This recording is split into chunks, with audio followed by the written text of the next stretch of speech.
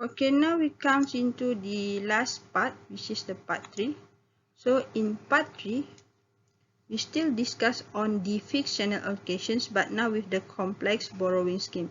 Previously, we only considered the simple one, and now complex. So why we use complex here is because we would consider how to borrow channel if we sectorize ourselves.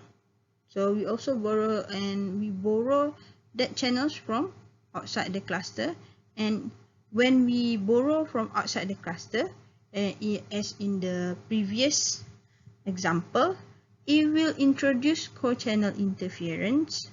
So we have to recall back what is the reuse distance, so we can see what would be the impact when we borrow channel from outside cluster for sectorized cell.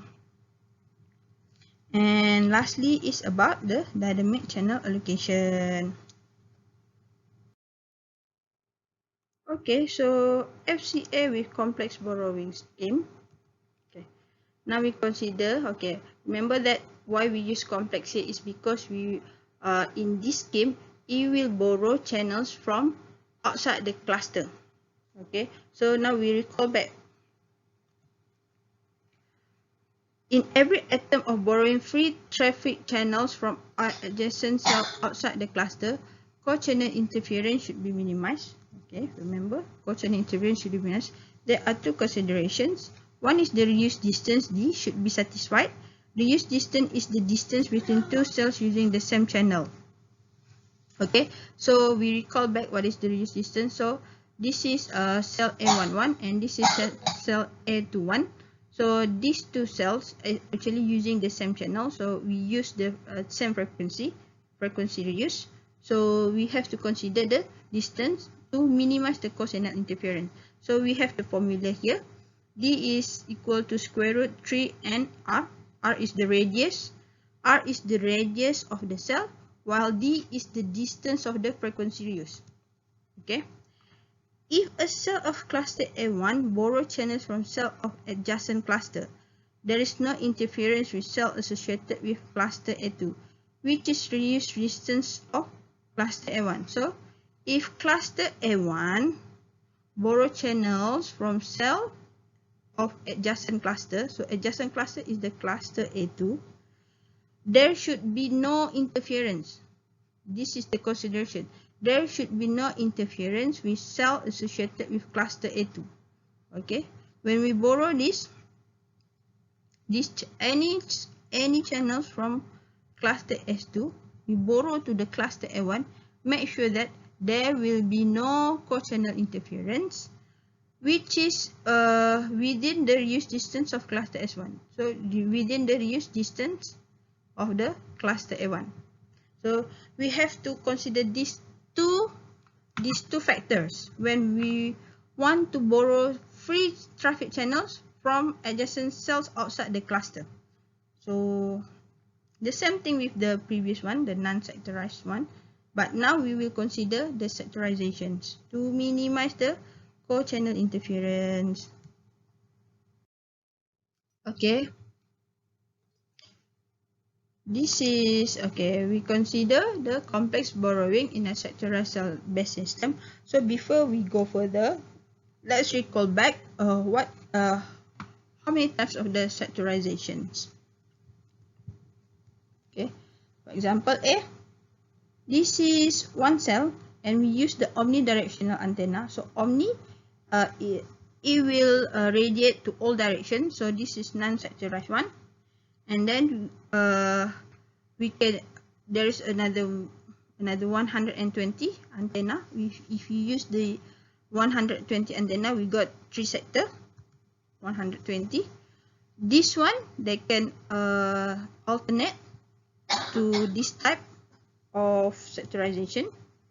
We can also have 90-degree sector and 60-degree sectors. So divided in here is divided into 4. This is divided into 6. This is just the example of the sectorizations. Okay, and remember why they have to use this sectorization is because one of the advantages of sectoring is to help in decreasing interference between co-channels. So because in the omnidirectional antenna, when you use the same frequency in other cell, it will cause co-channel interference. So how to reduce is we set that one so that it will directed the radiation into different direction.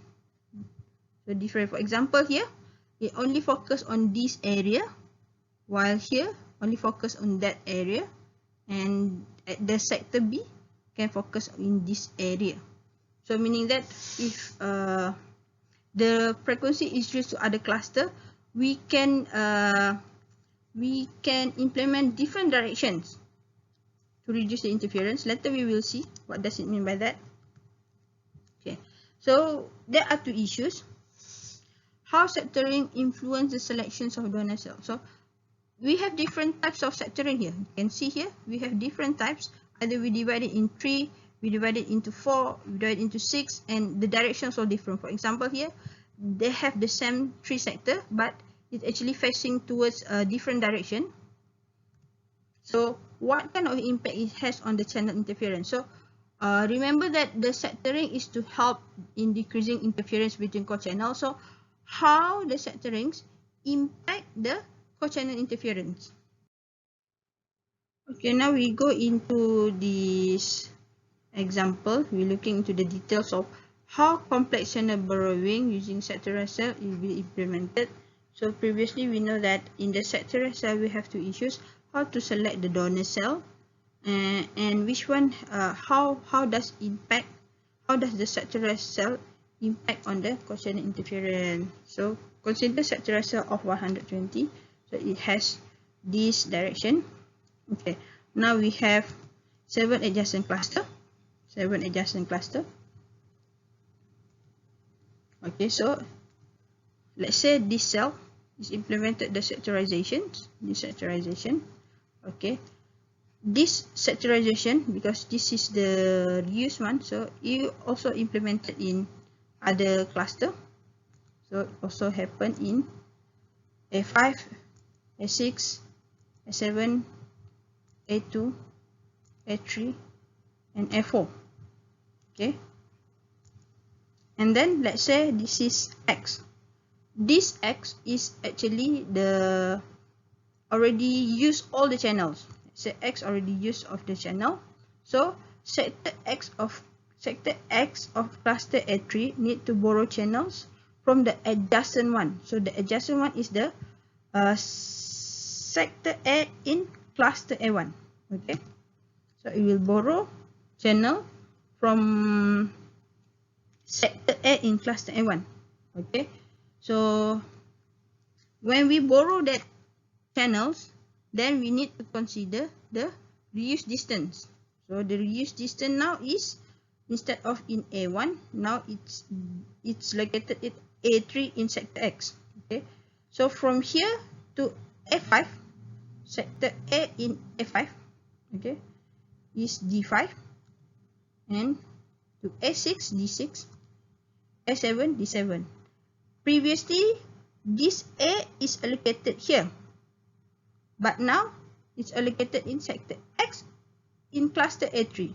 So if we look into the distance, we can see that looking into the distance between X and the sector A of other cluster A5, A6, and A7, it is satisfied the reduced distance, where the new distance now is actually higher than square root 3 NR.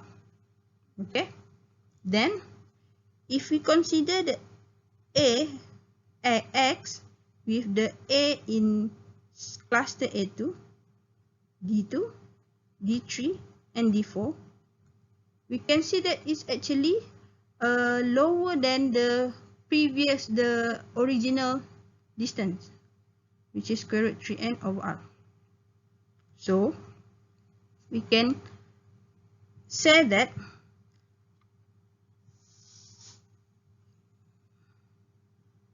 this D2, D3, and D4 does not satisfy the reuse distance. So if this does not satisfy the reuse distance, we can expect the channel interference will be increased. However, remember that each of the cell is sectorized. Okay, each of the cell is sectorized. What is the advantage of the sectorization? It will face towards different directions. So therefore, we need to look at the directions of sector of A of cluster A2, A3, and A4. Okay, why we need to look this direction is because it does not satisfy the reuse distance, because the reuse distance now become lower.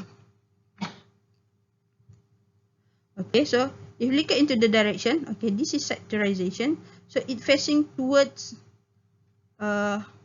this side. Here also towards this side, this also towards this side, while the sector X now is facing towards an opposite direction. So we can see in terms of the directions, it has different direction. So sector A of cluster A2, A3, A4 in different direction of X, therefore will not cause additional interference. So that's how we implement sectorizations to minimize the cross-channel interference, and also it gives benefits in terms of the channel borrowing. Okay, this is the last